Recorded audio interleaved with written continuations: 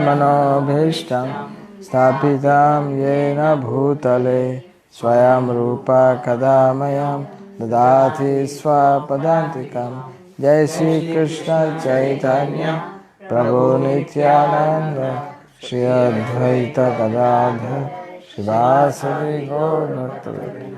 हरे कृष्णा कृष्णा कृष्णा हरे हरे, हरे राम राम राम हरे हरे। ये हमने song last वाला गाया था। इसका कारण था कि अभी अभी कल हमने चैतन्य महाप्रभु का परसों बर्थडे मनाया था और कल उनका फिस्ट था, जगन्नाथ मिश्रा।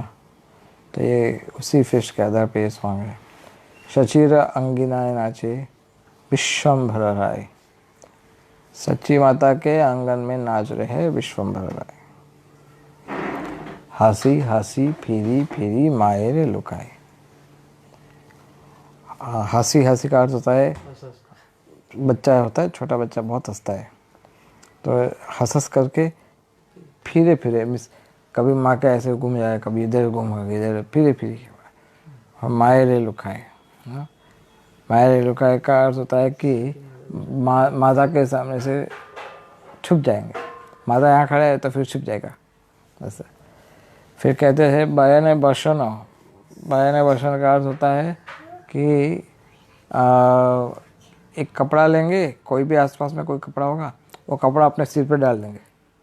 निमाई पंडित, वो छोटा निमाई, और कपड़ा सिर पे डालेंगे, फिर कहेंगे माँ मैं कहाँ हूँ, ऐसा बोलेंगे, माँ मैं कहाँ हूँ, ढूंढो मुझे ढूंढो ऐसे। दिया बोले लुकाए नो, माँ मैं छुप गया, बताओ मैं कहाँ पर हूँ। तो फिर माता जवाब देती है, सची बोले विश्वम्भर आमी ना देखी नो। सची माता कहती है, अरे विश्वम्भर कहाँ छुप गए तुम, मुझे दिखाई नहीं दे रहे हो, तुम कहाँ पर हो। ये फिर कहते हैं मायरा अंचल धरी चंचल चरणे। माता का साड़ी का जो पल्लू होता है वो पकड़ पकड़ के उसको रोल कर लेते पूरा। माता की साड़ी कहाँ चलो, फिर कभी पीछे चले जाएंगे कभी, और फिर नाचने लगते, वो साड़ी का पल्लू पकड़ कर नाचने लगते, सच्ची माता का पल्लू पकड़ करके। निमाई नाचिया नाचिया जाए खंजन गमाने। खंजन में गमाने का छोटे छोटे पाँव से, छोटे छोटे कदम से। वासुदेव घोष कहते हैं ऐसा अपरूप शोभा, इतना एक्स्ट्राऑर्डिनरी, इतना स्वरूप, यहाँ तक कि लक्ष्मी पार्वती ये सभी का वात्सल्य उमड़ आया निमाई को देख करके। तो मैं सोचा कि अच्छा सॉन्ग है निमाई पंडित के लिए। आई थॉट कि we can sing. Vasudev Ghosh जो प्राचीन हमारे आचार्य है, उन्होंने लिखा हुआ है चैतन्य महाप्रभु के विषय में। तो आप सब भक्तों को हैप्पी न्यू ईयर। वैष्णव का नया साल तो वास्तव में कल से शुरू हुआ था। हम क्रिश्चियन मेंटालिटी से इतने प्रभावित हैं कि 1 जनवरी को इंटरनेशनल न्यू ईयर मानते हैं, अंतर्राष्ट्रीय स्तर पे सब लोग न्यू ईयर मनाते हैं। लेकिन हम वैष्णव का न्यू ईयर तो कल से शुरू होता है और इसको हमें कल्चर के रूप में डालना चाहिए। कई भक्तों को कल हम मिले थे, हम लोगों को कहा कि वैष्णव न्यू ईयर तो कई भक्तों को नहीं पता था, लेकिन हमें इसको हमारा न्यू ईयर के रूप में इसको सेलिब्रेट करने का प्रयास करना चाहिए। और चैतन्य महाप्रभु का कृपा से जो न्यू ईयर शुरू हुआ कल से, तो हमें कुछ संकल्प भी लेना चाहिए कि ऐसे तो हमारे दिन, हमारे वर्ष हमारे जीवन से बीत रहे हैं, लेकिन आध्यात्मिक जीवन में हमें संतोष प्राप्त हो रहा है कि नहीं हो रहा है, हमारी आध्यात्मिक प्रगति से क्या हमें चिंता हो रही है कि नहीं हो रही है, हमें सोचना चाहिए। अगर कोई भक्त आध्यात्मिक प्रगति नहीं कर पाता, समझ लो, तो क्या करेगा? वो इंद्रिय भोग तो करेगा, क्योंकि उसकी आध्यात्मिक प्रगति नहीं हो रही है। इसलिए उसकी इंद्रियां जो कहेगी कि अच्छा देखा, अच्छा खाओ, अच्छा स्पर्श करो, ये सब तो रहेगा, ये तो इंद्रिय दौड़ेगी, लेकिन फिर बाद में वही वक्त पछताएगा कि मेरे पास इतना अच्छा समय था, मुझे इतना अच्छा मार्गदर्शन प्राप्त था, मुझे इतना अच्छा शरण प्राप्त हुआ था आध्यात्मिक गुरु का, परंपरा का, प्रभुपाद जी के ग्रंथ मेरे पास थे, लेकिन जानिया सुनिया विष खाए नो, लेकिन मैंने जानबूझ करके विष खाया, तो फिर उसको पछतावा आएगा। और लेकिन वो बहुत लेट हो गया होगा, उस समय बहुत देर हो चुकी होगी। फिर भी चैतन्य महाप्रभु बहुत कृपालु है, देर हो भी जाए तो भी महाप्रभु उसको एक्सेप्ट कर लेंगे, और उसको एक क्षण ही काफ़ी है उसको भगवान के शरणागत होने के लिए तो।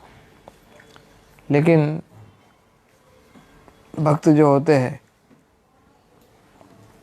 वो अपने समय का दुरुपयोग करना नहीं चाहते,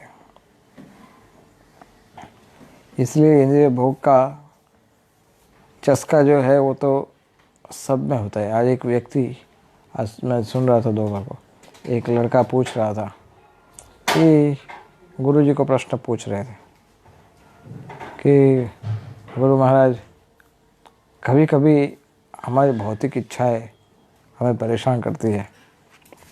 तो गुरु महाराज ने उसको ठीक किया। गुरु महाराज ने कहा कि कभी कभी नहीं, हमेशा ही भौतिक इच्छा परेशान करती है। कभी कभी आपको ये याद आता है कि आप भौतिक इच्छा से परेशान हो। एक रूप से देखा जाए तो हम सभी भौतिक इच्छा से ग्रस्त हैं,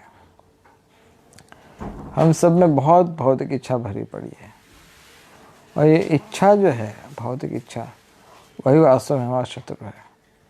जीव का शत्रु जो है वह उसकी भौतिक इच्छा है, भोग करने की इच्छा, ये इसका शत्रु है।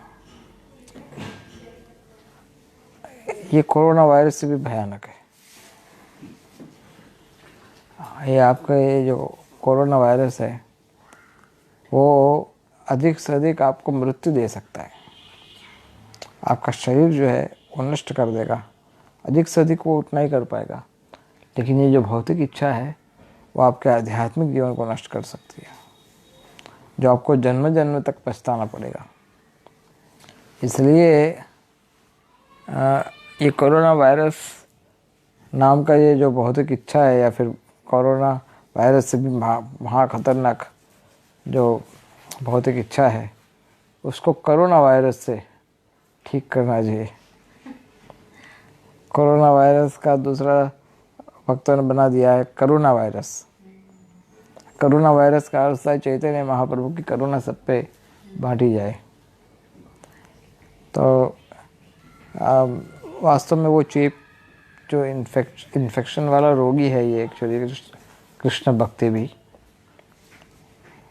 वास्तव में वो जब चैतन्य महाप्रभु जा रहे थे प्रचार करते हुए, तो उनको देखता था कोई, और वो सब कुछ भूल करके कृष्ण कीर्तन में लग गया, हरे कृष्ण कीर्तन करना शुरू कर देता था, और कभी आँख में से आंसू बहने लगते थे, ज़मीन पे लोटपोट हो जाता था, और उसको अगर कोई व्यक्ति छू लेता था तो उसको भी वो करंट लग जाता था, तो उसको भी नाचना शुरू कर देता, वो भी गाना शुरू। तो ये छूने से फैलने वाली बीमारी जो है, ये कोरोना वायरस, वो वास्तव में चैतन्य महाप्रभु के समय पे ये भगवान की भक्ति का जो रस है, उस समय वो छूने से फैल रहा था। जो भी महाप्रभु के भक्त को स्पर्श करेगा उसको भी हो गया था ये वायरस। ये कृष्ण भक्ति का प्रेम। जब चैतन्य महाप्रभु जगन्नाथपुरी में थे, उनका शरीर जो था वो दिव्य लक्षणों को प्रकट कर रहा था। चैतन्य महाप्रभु दिव्य लक्षणों को प्रकट कर रहे थे। तो एक बार ऐसा हुआ कि आधी रात में चैतन्य महाप्रभु कृष्ण के विरह में घर छोड़ कर के चले गए, भागते भागते जगन्नाथपुरी में जो गंभीरा का स्थान आपने देखा है, वो गंभीरा स्थान छोड़ करके सीधा रास्ता जाता है समंदर की ओर, वहाँ सीधा समंदर चले गए। और समुद्र में जाकर के पानी में डूब गए। तो उस समय एक मुस्लिम क्या मछुआरा था, फिशरमैन। तो वो उसका ऐसा था कि वो केवल रात को ही फिशिंग करता था, रात के समय के, दिन में नहीं करता था। वो रात में अकेले ठंडक में चांदनी के अंदर वो करता था फिशिंग।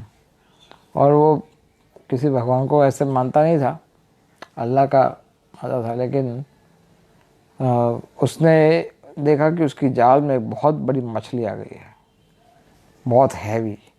तो उसको लगा बाप रे बाप, इतनी बड़ी मछली, अब तो मुझे कई महीनों तक फिशिंग का काम ही नहीं करना पड़ेगा, इतना धन आ जाएगा इससे।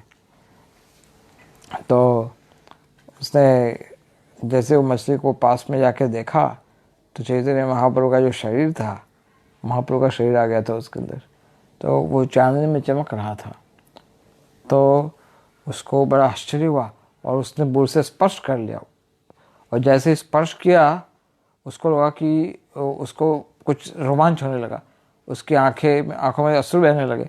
और उसको हरे कृष्ण हरे कृष्ण हरे कृष्ण कृष्ण कृष्ण कृष्ण कृष्ण ऐसा बोलना शुरू कर दिया। उसको लगा कि तो भूत पकड़ लिया है। तो भागने लगा, भूत भूत हरे कृष्ण भूत भूत हरे कृष्ण, भागने लगा। और पूरे आधी रात को पूरी एरिया में भागता हुआ घूम रहा था। उसको लगा किसी भूत ने उसको पकड़ लिया है, महाप्रभु का शरीर को देख करके। और स्वरूप दामोदर यहाँ पर चिंतित हो गए थे। स्वरूप दामोदर सोचने लगे, रामानंद राय स्वरूप दामोदर, कि महाप्रभु आधी रात को कहाँ चले गए। तो ढूंढना शुरू किया, भक्तों को बोला तुम इधर जाओ, तुम इधर जाओ, सब जगह ढूंढो महाप्रभु कहाँ पर है। तो ढूंढते हुए स्वरूप दामोदर, ये एक ऐसे आधी रात को बीच सन्नाटे में कोई व्यक्ति ऐसे भागता भागता आ रहा था और बोल रहा था, हरे कृष्ण कृष्ण कृष्ण कृष्ण भूत कृष्ण कृष्ण कृष्ण कृष्ण भूत।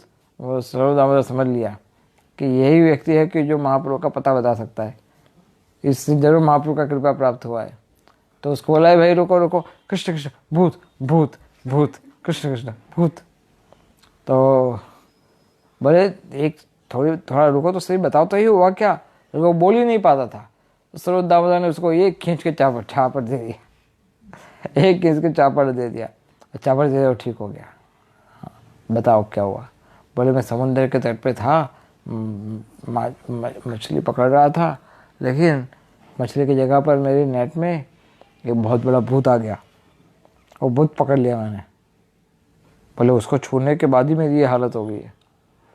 तो स्वरूप दामोदर ने कहा ठीक है, वो भूत के पास हमें ले जाओ, हमें वहाँ पर जाना है। फिर वहाँ पर जा कर के महाप्रभु के शरीर को बाहर निकाला और उसको कहा कि ये भूत नहीं है, ये स्वयं भगवान है, ये चैतन्य महाप्रभु है स्वयं। तब से फिर वो मछुआरा भी भक्त बन गया। तो ये छूने से फैलने वाली बीमारी है कृष्ण प्रेम। लेकिन आप सब भक्त, अगर हम लोग अगर इतने शक्तिशाली नहीं है कि किसी को छू करके भक्त बना दे, तो फिर हमें प्रचार करके भक्त बनाना पड़ेगा, है ना। हमें प्रचार करना पड़ेगा, हमें बोलना पड़ेगा, हमें भगवान की सेवा करनी पड़ेगी। इसलिए प्रचार करने वाले भक्त जो होते हैं वो विशेष करके चैतन्य श्रील प्रभुपाद के समय पे अधिकतर लोग फुल टाइमर्स ही थे। प्रभुपाद जब प्रचार शुरू किया उस समय कांग्रेगेशन प्रीचिंग का बहुत ज़्यादा कल्चर नहीं था, सब फुल टाइम, जो भी भक्त बनता था सीधा फुल टाइम ही बन जाता था। तो आप सोचिए कि अगर ये संभव उस समय था तो अभी भी संभव तो हो ही सकता है, इधर उस समय लोगों की श्रद्धा बहुत स्ट्रांग थी प्रभुपाद के शिष्य।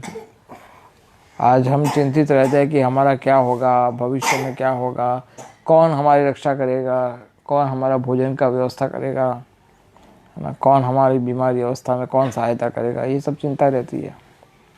लेकिन उस समय क्या वो लोग क्या उनको उन सब भक्तों को ये चिंता नहीं थी?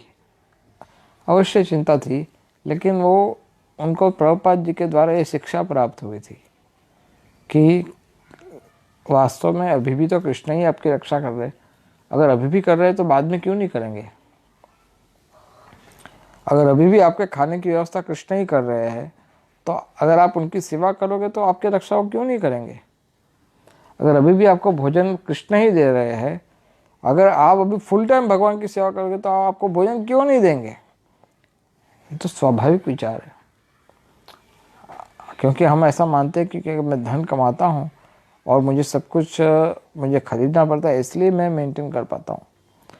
लेकिन आप सोचिए कि आप अभी 2 घंटा सेवा करते होंगे भगवान के लिए, डायरेक्ट सर्विसेज, लेकिन बाद में आप 16 घंटा सेवा करोगे कृष्ण के लिए, तो क्या फिर कृष्ण ऐसा करेंगे? नहीं, ये तो फुल टाइम हो गया, अब इसको भक्ति, इसको कृपा नहीं देना है। आपको और कृपा प्राप्त होगा।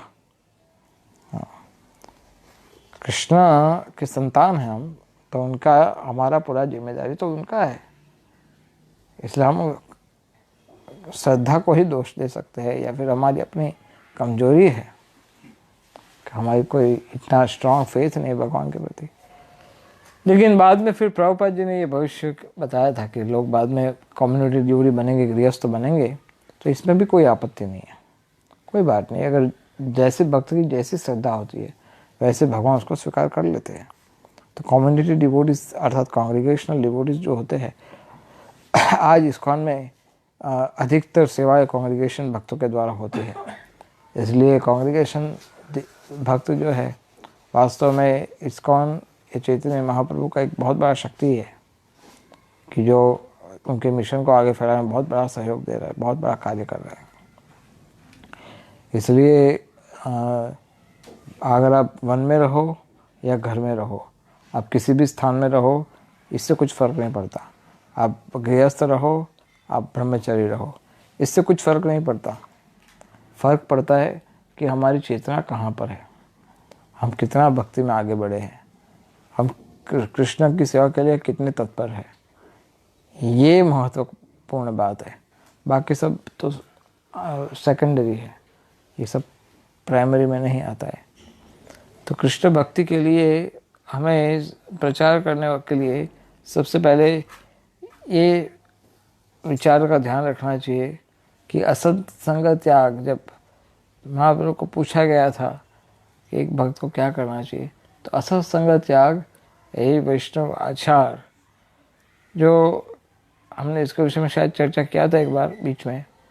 तो जो असत संग त्याग, जो भगवान के भक्त नहीं है उनका त्याग करना चाहिए। और स्त्री संगी, एक असाधु स्त्री संगी, वो भी एक प्रकार का ये उसको एक सेपरेट कैटेगरी में दिया गया है अलग से। नहीं तो वो भी भक्त में आ सकता था, लेकिन नहीं, वो आपकी बुद्धि को भ्रष्ट कर देता है स्त्री संगी। इसलिए तमोद्वारम योषिताम संगी संगम,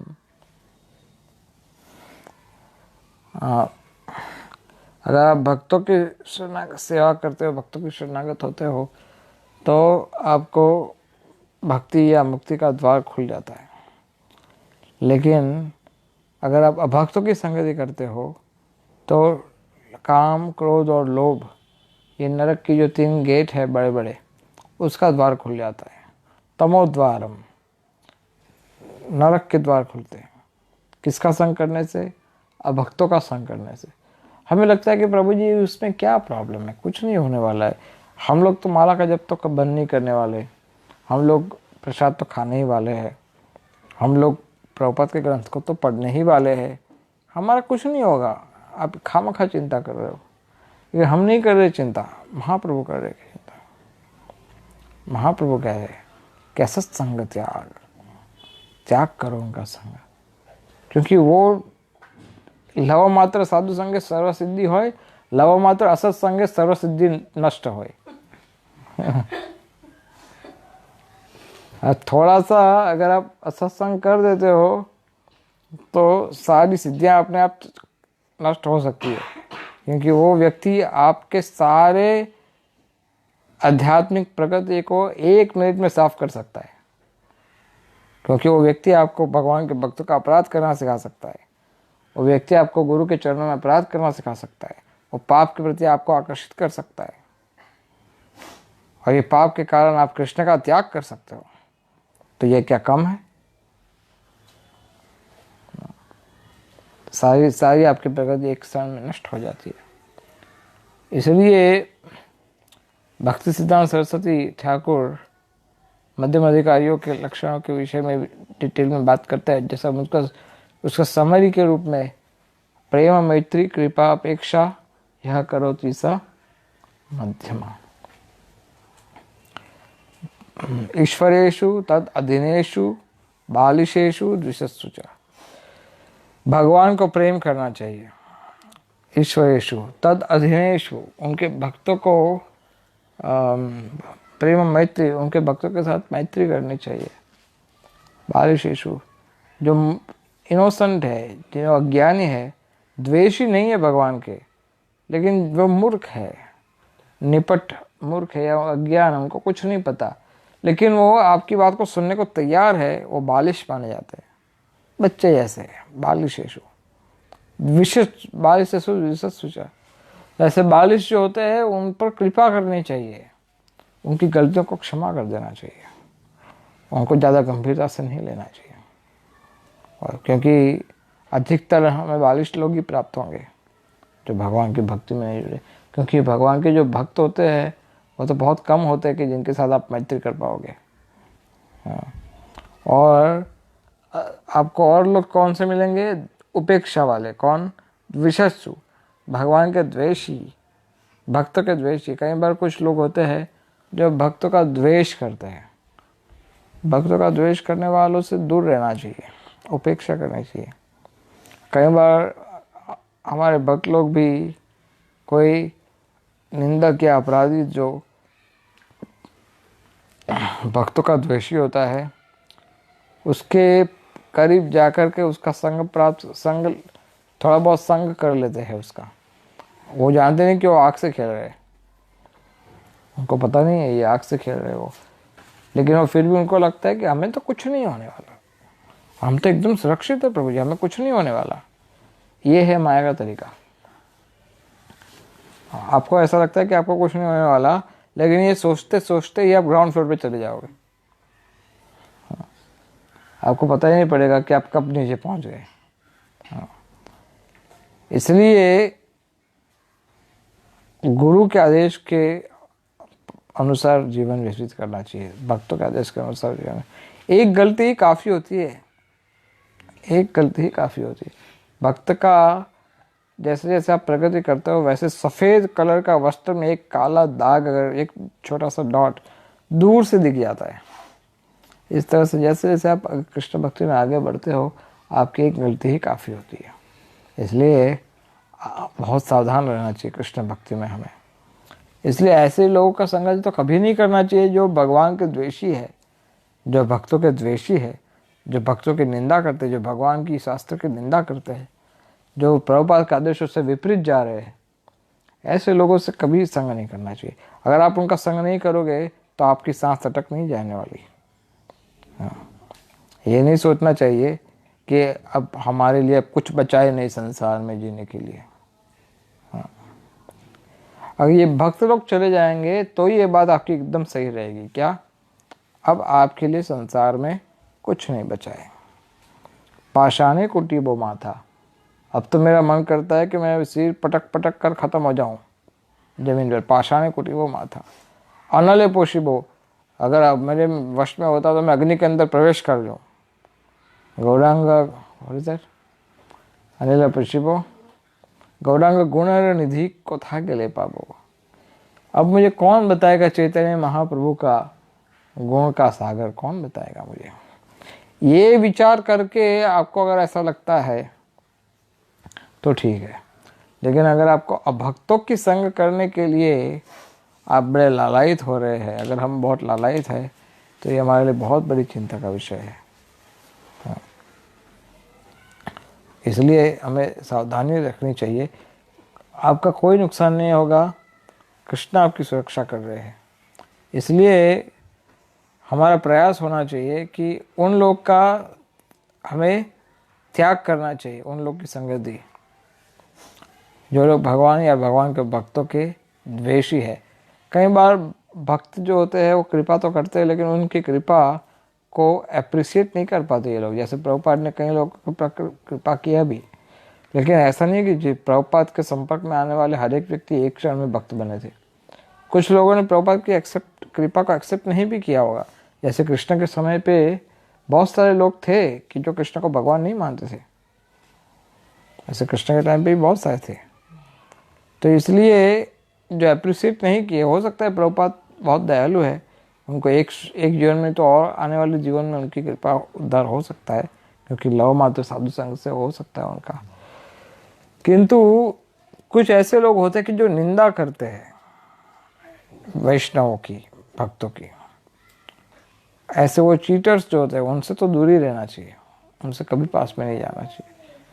और अभक्त जो होते हैं, जैसे बालिश होते हैं, ये द्विसस्तु में हुआ, लेकिन जो बालिश होते हैं बालिश में भी हमें चेक करना चाहिए। भक्तों, कई बार भक्तों को सिलेक्टिव बनना पड़ता है। सिलेक्टिव का अर्थ क्या होता है कि अगर मैं इस व्यक्ति को प्रचार करूँगा तो ये इसको भक्त बनने में समझ लो कि बहुत समय जा रहा है, और ये व्यक्ति है वो तुरंत भक्त बन सकता है। तो दोनों का त्याग तो किसी का नहीं कर रहे, लेकिन अधिक ध्यान दिया जा रहा है, ऐसे व्यक्ति को तुरंत भक्त बन सकता है। जैसे समझ लो कि 2 पेशेंट होते हैं, उसमें से एक पेशेंट ऐसा है कि उसकी गंभीर बीमारी है, लेकिन वह आज नहीं मरने वाला है, लेकिन दूसरा है कि जो अगर उसको अभी नहीं देखा गया तो हो सकता है वो मर भी जाए। तो डॉक्टर क्या करते हैं? डॉक्टर उस व्यक्ति के पास जाते हैं जो अभी मर सकता है, सबसे पहले उसके पास जाते हैं। तो उसका अर्थ ये नहीं कि डॉक्टर ने उसके साथ पक्षपात किया है और उसको इग्नोर कर दिया, नहीं, इसका अर्थ ये नहीं है। इस तरह से भक्तों को ध्यान रखना चाहिए कि कौन से व्यक्ति पे अधिक इन्वेस्टमेंट किया जाए, किस व्यक्ति के ऊपर ध्यान दिया जाए, ये भक्तों को प्रयास करना चाहिए। अगर समझ लो कि एक बिजनेसमैन होता है, उसका एग्जांपल भी आप ले सकते हो। एक बिजनेसमैन देखता है, अगर समझ लो कि अगर आप खुद ही इन्वेस्टमेंट करना चाहते हो तो आप क्या देखते हो? इस बैंक में रखूँगा तो मुझे कितना % इंटरेस्ट मिलेगा, इस बैंक में रखूँगा तो मुझे कहाँ पर कितना % इंटरेस्ट मिलेगा। अब 0.5% भी इंटरेस्ट ज़्यादा मिल रहा है तो आप क्या करोगे? आप सोचते हो ना कि आप मैं उस बैंक में पैसा रखूँगा कि मुझे आधा % इंटरेस्ट ज़्यादा प्राप्त हो रहा है इसमें, ऐसा सोचते हो ना? ऐसा सोचते हैं कि कहाँ पर ज़्यादा भक्तों का इनकम हो सकता है। इसलिए समय तो वही रहता है, स्थल भी वही रहता है, आप भी वही रहते हो, प्रयास भी वही रहता है, लेकिन सिलेक्शन इम्पोर्टेंट होता है कि कौन सा। इसलिए जब आपके पास बहुत सारी प्रीचिंग अपॉर्चुनिटीज आती है तब आप सिलेक्शन कर सकते हो। लेकिन जब आपके पास प्रीचिंग अपॉर्चुनिटी है, हमने उसको यूज़ ही नहीं किया है, तो आप जो भी पहला कार्य करते हो वही आपके मुनाफे में है। इसलिए हमें प्रचार को बढ़ाना चाहिए। और इस तरह से इसका अर्थ ये नहीं होता है कि हम बस भागते फिरेंगे, इसको ये देखेंगे बोले ये तो बड़ा दुरात्मा है, इसको नहीं, हम किसी और को ढूंढते हैं। कोई अच्छा ग्राहक मिल जाए तो जल्दी भक्त बने, ऐसा कोई मिल जाए, या फिर रेडीमेड हो, किसी ग्रुप में पड़ा हो तो 16 माला कर रहा है या 4 नियम पालन कर रहा है तो उसको सीधा उठा करके डाल देते, लेबल मार देते मेरे ग्रुप का है ना। तो इस प्रकार का विचार निरंतर होता हो हमारे, या तो फिर शॉर्टकट भक्त, या फिर लेजी इंटेलिजेंट भक्त, या फिर आलसी भक्त, या फिर कम बुद्धि वाले, या ज़्यादा मेहनत नहीं करना चाहते ऐसे भक्त हैं। Whatever you want to say, जो आप कहना चाहो। लेकिन इसका कहने का उद्देश्य यह है कि हो सकता है कि आपको प्रचार करते करते जगाई मधाई जैसे लोग का सामना भी करना पड़े। तो ऐसा नहीं कि भाई इसको अब यहाँ से भागो, ऐसा नहीं, कभी करना भी पड़े तो करना भी पड़ता है, तो इसे भागने की आवश्यकता नहीं है।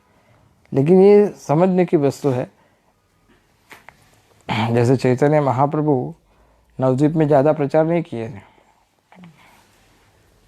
क्योंकि वहाँ पर सब बड़े बड़े विद्वान लोग थे, संस्कृत के पाठशाला चलाने वाले संस्कृत के एक्सपर्ट्स थे। तो महाप्रभु बोले इनके पीछे मैं इतना सब मेहनत करूँगा, इससे अच्छे संन्यास ले लेता हूँ, साउथ इंडिया चला जाता हूँ। तो साउथ इंडिया चले गए, वहाँ फटाफट भक्त बन गए, तुरंत गांव के गांव सब भक्त बन गए। तो कभी कभी सिलेक्शन करना पड़ता है, दो भक्त में भी कई बार देखा जाता है। अगर अब दुर्भाग्य से अगर कभी आपको लगे कि आपके गुरु महाराज या आपके वरिष्ठ भक्त या आपके शिक्षक अगर आपको कम समय दे रहे, कम गाइडेंस दे रहे, तो इसका कि वो हम में ज़्यादा पोटेंशियलिटी नहीं देख पा रहे, हम में ज़्यादा आशा नहीं है उनको, इसलिए। लेकिन वो हमारा त्याग नहीं कर रहे, हमें सहायता कर रहे, हमें शिक्षा भी दे रहे, लेकिन एक ही आदेश का पालन करने में हमारी पूरी उम्र चली जाती है। दूसरा आदेश दे कैसे पाएंगे वो? और दूसरा आदेश तभी दे पाएंगे ना जब आपने पहला आदेश अच्छे से पूरा किया होगा। तो का इसमें कोई दोष नहीं है, गुरु सबके प्रति एक समान रूप से व्यवहार करते हैं। लेकिन कुछ होते हैं कि वो तुरंत पालन करते हैं, और कुछ होते हैं कि जो सारा जीवन बिता देते हैं एक ही जगह पर रहते रहते। तो इसलिए हमारा प्रयास ये होना चाहिए कि हमें अधिक से अधिक बेनिफिट, अधिक से अधिक लाभ उठाना चाहिए गुरु का, वैष्णवों का। ये लोग आज हमारे सामने है, कल फिर उनकी वाणी का ये आश्रय लेना पड़ेगा हमेशा के लिए। हालांकि उनमें और उनकी वाणी में कोई अंतर नहीं है, दोनों एक ही है। लेकिन जब तक आपके सामने फिजिकली है तब तक आप उससे प्रत्यक्ष रूप से गाइडेंस ले सकते हो। तो ये सौभाग्य हमसे चला ना जाए, इसलिए हमें ध्यान रखना चाहिए कि इतना बड़ा सौभाग्य प्राप्त होने के बाद अगर हम वही घिसी पिटी गन्ने के जूस को 4 बार चबाने के बाद भी चबाए जा रहे, तो क्या मिलने वाला है उसमें? वही खाना पीना सोना सेक्स, एक ही चक्कर चलता रहता है। तो उसमें क्या सुख प्राप्त होने वाला है? कोई सुख प्राप्त नहीं होने वाला। इसलिए हमें प्रयास करना चाहिए कि किस तरह से परिवर्तन आ सके हमारे जीवन में, और इस तरह से चैतन्य महाप्रभु को हम प्रसन्न कर पाएंगे। So we will discuss further next time. We have maybe separate different topic we will discuss now. We have completed this subject matter. Now we will discuss some other subject matter. Okay, we stop. Any question?